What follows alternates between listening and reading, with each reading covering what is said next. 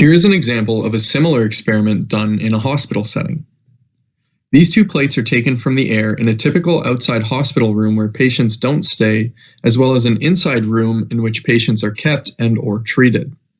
As you can see, the number and size of fungal colonies are almost identical. In a room that's supposed to be sterile, the density of possible pathogens should be much less than this. These pathogens can cause major complications, especially with respiratory patients and allergic patients. This issue can be mediated with proper ventilation, as we will see in the next slide. Since unfiltered air can hold a variety of fungal species, including pathogenic and allergenic species, some institutions use air filtration techniques. As you can see here, continuous air filtration can lead to a marked reduction in airborne fungi. This allows for a safer environment for hospital patients to stay in. The need for such technology highlights how problematic airborne fungal pathogens can be.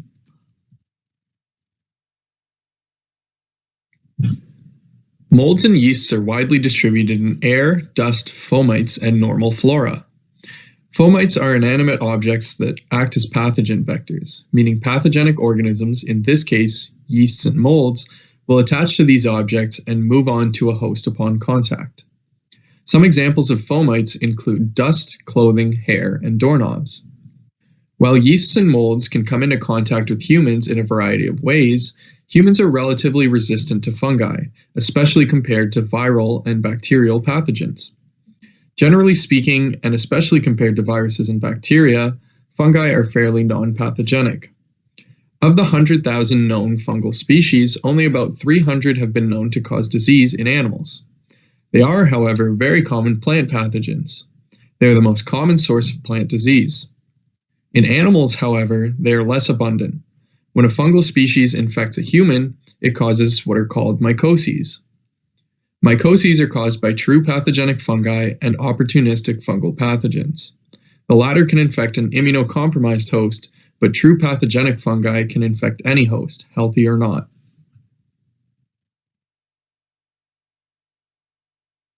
Here we'll take a look at a few common genera of pathogenic fungi. Of the listed genera, Alternaria, Cladosporium, Penicillium, and others generally only cause allergic or asthmatic reactions in humans. Aspergillus, on the other hand, has many species that are opportunistic pathogens and can cause not only allergic and asthmatic reactions, but also chronic infection and life-threatening infection. The most common pathogenic fungal species are Aspergillus fumigatus and Aspergillus flavus. Fumigatus can cause lethal invasive infection in the respiratory systems of immunocompromised individuals, while both fumigatus and flavus secrete aflatoxin, a toxic and carcinogenic substance.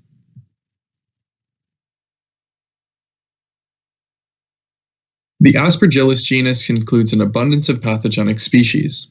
In fact, 38 different Aspergillus species are known to cause disease. Aspergillus species, including Aspergillus niger and Aspergillus fumigatus, are common in our environment, including the air we breathe.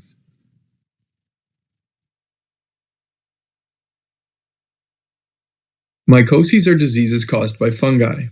Mycoses can be transmitted through four main modes of infection: inhalation, trauma, which is a wound or an opening to the bloodstream, ingestion, and very rarely from person to person. Mycoses are often not contagious.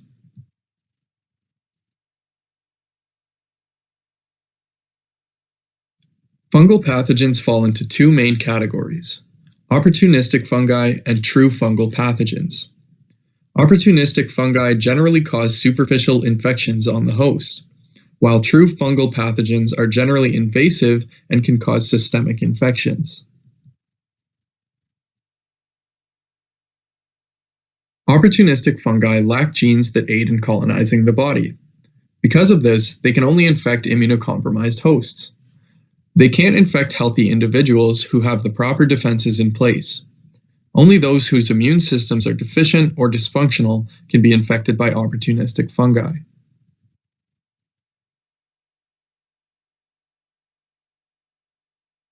Superficial mycoses are diseases of the external part of the body.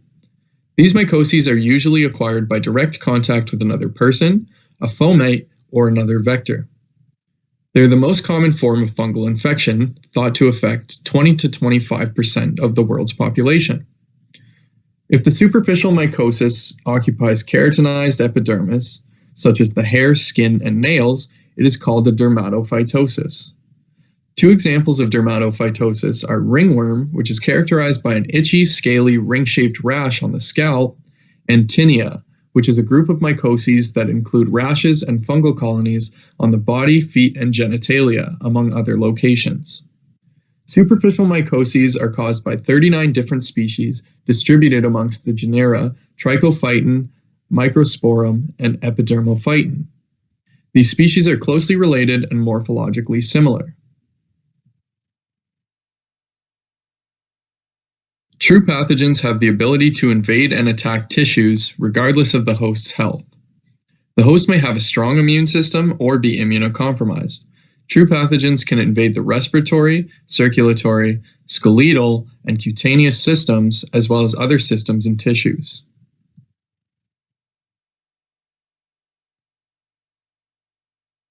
Systemic mycoses are mycoses that spread throughout the body rather than sticking to a single tissue. Systemic mycoses can result from infection by one of the 4 pathogenic dimorphic fungi of the division Ascomycota. These species are Histoplasma capsulatum, Coccidioides immitis, Blastomyces dermatitis, and Paracoccidioides brasiliensis. These fungi are dimorphic, meaning they can take the form of either a yeast or a mold. The form usually changes as a function of temperature, and in the case of these pathogens, the temperature threshold for morphological change is 37 degrees Celsius, or human body temperature. They maintain a mold form until taking residence in human tissue, after which the increase in temperature causes them to take yeast form. This allows them to better migrate between tissues. We will now move on to soil fungi, which, as suggested by the name, reside in the soil. Normally, in the lab we would have students inoculate 4 plates of agar with different dilutions of soil samples, then cover the plates and incubate at room temperature for a week. Because of the remote delivery, we will be presenting results to you in the subsequent slide. The plates demonstrate that as soil dilution increases, the density of fungi decreases. This is important because soil fungi can have a number of benefits to an ecosystem. Soil fungi come in a larger variety of forms, meaning there is a good mix of molds, yeasts, and other forms. This is in contrast to airborne fungi, which are mostly molds.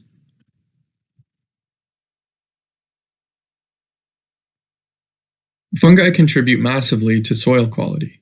They play a large role in the carbon cycle, decomposing and recycling carbon compounds from dead or decaying organic matter.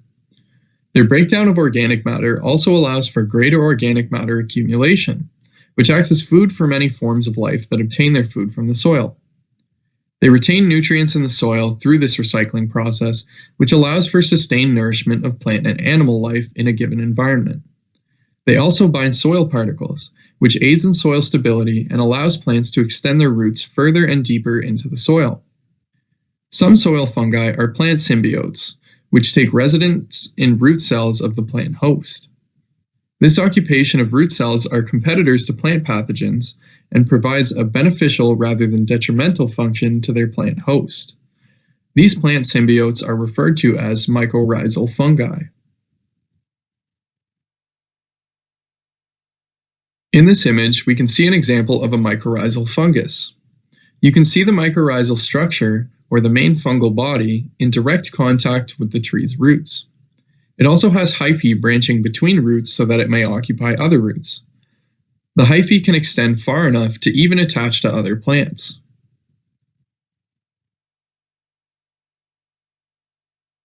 Mycorrhizae, as mentioned, are symbiotic absorbing organisms that infect plant roots.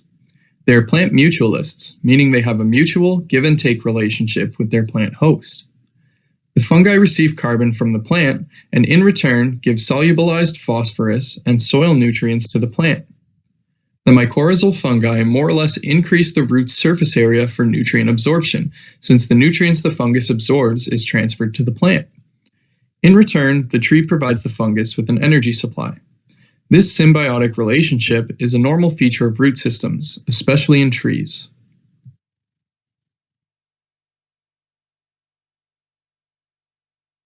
Mycorrhizal plants occupy a greater volume of soil compared to non-mycorrhizal plants. This includes the plant's immediate environment, the soil volume between the plant and the fungal symbiote, and even area between plants. Some mycorrhizal fungi can occupy multiple plants, a process called ecological integration. Mycorrhizal fungi also contribute to pathogen protection. Not only does it compete for the pathogen's substrate, it also provides the plant with antibiotics and increases their overall health through increased nutrient provision. This allows for maximum defense against pathogens.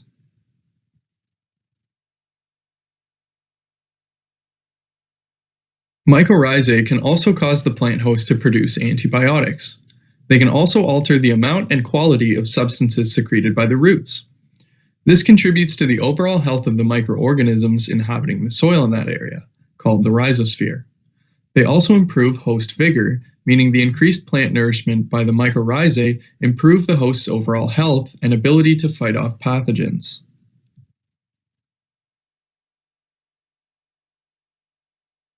There are two main forms of mycorrhizal fungi: vesicular arbuscular mycorrhizae, otherwise known as Endomycorrhizae, and Ectomycorrhizae. Endomycorrhizae directly penetrate the host cells and tissues and are most often of the zygomycete family.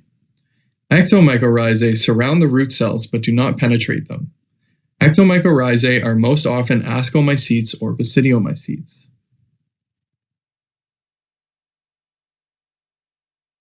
Endomycorrhizae grow within the root cells of their host.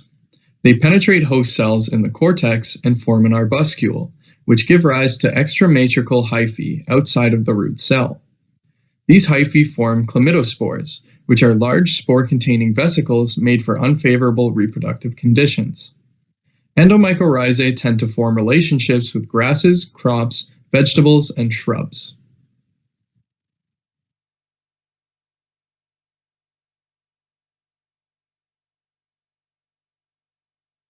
Ectomycorrhizae grow on the surface layers of roots, and only when the roots are actively growing. They stay with their host for months to years. Ectomycorrhizae are composed of a mantle and a fungal harding net, which is essentially a sheath that covers outer layers of plant cells in the cortex. Ectomycorrhizae typically do not produce cellulase, which breaks down cellulose, an important structural component of plant cell walls. Ectomycorrhizae species of the basidiomycete family include Amanita, Russula, Suillus, and Pisolithus. An example of an ectomycorrhizal ascomycete is tuber melanosporum.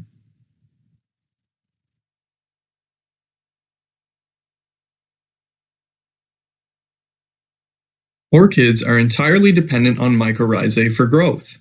Their seedlings require nutrient supply from mycorrhizae for months to years before they are able to gather nutrients on their own. Some types of orchids, like achlorophyllous orchids, cannot make nutrients themselves at all, and so result to parasitizing ectomycorrhizal fungi for survival. Non-parasitic orchids tend to form relationships with Rhizotonia species and some Armillaria species. Some orchids can even form partnerships with root pathogens. With orchids, both symbiotes are alive, but eventually the fungus degrades.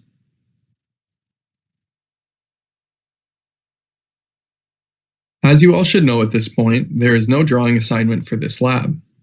You must pick one pathogenic or mycorrhizal fungus of your choice, and you must create a short information sheet that should include, but is not limited to, the following information: general taxonomic information, such as scientific name and family, the host organism, so what species are infected, how are they infected, and what part of the organism is infected, the occurrence and distribution, so where is it found, the geographic spread, and what habitat does the fungus live in, detection, so how would you go about detecting this particular species of fungus, infection outcomes, does it cause disease, does it cause a symbiotic relationship, and treatments in the case of pathogenic fungi, and advantages of symbiosis in the case of mycorrhizal fungi. It must be in paragraph style with subheadings, and it's 450 to 750 words, 2 pages maximum. You are not to include pictures. You must include in-text citations in APA format. Your reference list must include a minimum of 2 to 3 proper references from peer-reviewed literature in APA format.